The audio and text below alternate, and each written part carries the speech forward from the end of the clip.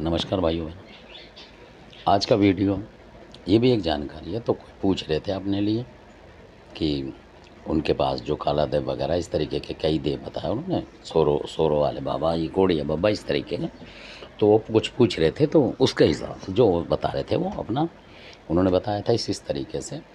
तो उसमें ये होता है कि जब आप इस तरीके का कोई सपना देखते हैं, मान लो कोई बोलता है आपको, जैसे कि उन्होंने कमेंट्स में बताया, जो भी था उसका हिसाब ये है कि इसका मतलब ये है कि जो भी आप हैं, मतलब उस हिसाब से तो आपको उसमें ढूंढने में आसानी होती है। जैसा आप सपना बता रहे थे कि इस तरीके से कोई आया और कुछ इस तरीके से करके ले गया, तो कजली बहन का नाम भी आपने बताया कि आया है उसमें। तो उसमें ऐसा होता है कई बार कि आपको पता नहीं होता।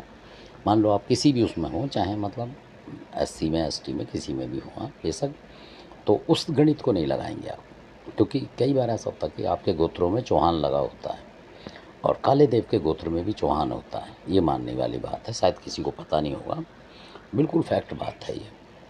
तो ये चौहान ये हैं मतलब। तो वही नग, जो नग बोला जाता है उसको आप गोत्र समझ लें, नग नग बोला जाता है उसे।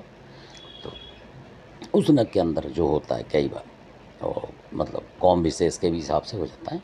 तो कई बार क्या होता है, काला देव कुल देवता होता है कई लोगों का और उन्हें पता नहीं होता है।